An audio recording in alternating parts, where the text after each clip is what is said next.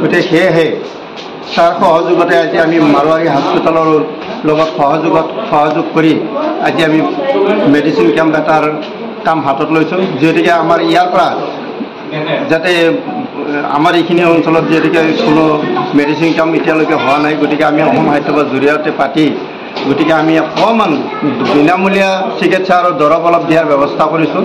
আৰু ইয়াৰ পৰ্যায়ক্ৰমে আমি বিভিন্ন অসম সাহিত্য সভাৰ উদ্যোগত বিভিন্ন আঞ্চলিক কাৰ্যালয়বিলাকত আমি এই কামটো আমি লৈ যোৱাৰ চেষ্টা কৰিম। এতিয়া এইখিনিয়ে অসম সাহিত্য সভাৰ যৌথ উদ্যোগত ইয়াতে এটা ফ্ৰী হেল্থ কেম্পৰ আয়োজন কৰা গৈছে আৰু মাৰোৱাৰী হস্পিটেল আপোনাৰ সময়ে অসমৰ বিভিন্ন জেগাত এইটো পদক্ষেপ গ্ৰহণ কৰি আহে ফ্ৰী হেল্থ কেম্পত। আজি বৰ্তমান এতিয়ালৈকে আমাৰ মোটামুটি 40জনমান পেচেণ্ট হৈছে, এতিয়ালৈকে আশা ৰাখিছোঁ 150 মান হ'ব, 150ৰ পৰা 200। আৰু ইয়াতে আমি free blood sugar checking, free blood pressure monitoring, doctor consultation and আপোনাৰ ফ্ৰী মেডিচিন ডিষ্ট্ৰিবিউশ্যন কৰি আছোঁ। আৰু ভৱিষ্যতে অসম সাহিত্য সভাৰ লগত অসমৰ বিভিন্ন জেগাত কৰিম বুলি আমি দিছোঁ। আৰু এতিয়ালৈকে ডক্টৰ আপোনালোকে মানে কোন ডক্টৰ আপোনাৰ হেৰি আছে, ডক্টৰ বিদ্যুৎ বিকাশ চৌধুৰী আছে আজি আৰু ডক্টৰ আহমেদ আছে। আপোনাৰ মাৰোৱাৰী হস্পিটেলৰ আপোনালোকে জানে যে মাৰোৱাৰী হস্পিটেলে ঠায়ে ঠায়ে বহুত জেগাত তেনেকৈ ফ্ৰী হেল্থ চেকআপ কেম্প কৰি আহিছে। আজি অসম সাহিত্য সভাৰ উদ্যোগত মাৰোৱাৰী হস্পিটেলৰ তৰফৰ পৰা ফ্ৰী হেল্থ চেকআপ কেম্প এটা অৰ্গেনাইজ কৰিছে।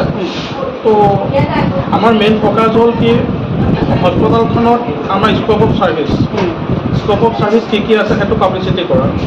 আৰু বহুত মানুহে আমাৰ নেজানে যে আমাৰ হস্পিটেলৰ আজি 2 বছৰৰ আগতে এটা হোম কেয়াৰ ছাৰ্ভিচ এটা ফেচিলিটি এটা কৰা হৈছে, যিটোত বহুত মানুহ জ্ঞাত নহয়। চ' আমি কেনেকৈ এই বস্তুটো পাব্লিচিটি কৰিব পাৰোঁ হোম কেয়াৰ ছাৰ্ভিচটো। এতিয়া 5 কিলোমিটাৰ ৰেডিয়েশ্যনৰ ভিতৰত আমাৰ হস্পিটেলৰ ফালৰ পৰা নাৰ্ছ ডক্টৰ গৈ পেলাই ঘৰত হোম ট্ৰিটমেণ্ট কৰি আহিব, মেডিচিন যিজন ছাৰ্ভিচ লাগে গোটেইখিনি ছাৰ্ভিচ দি আহিব। ত' এই পাব্লিচিটিটো আমাক কৰাব লাগে। আৰু আমাৰ মাৰোৱাৰী হস্পিটেলৰ ফালৰ পৰা আমি সকলোকে যেনেকৈ সেৱা কৰি আহিছোঁ, সেৱা দি আহিছোঁ আৰু আগলৈকো দি যাম, আমি প্ৰতিশ্ৰুতিবদ্ধ। আৰু আপোনালোকৰ সহায় সহযোগিতা আমাক সদায় লাগিব। ত' ইমানেই ক'ব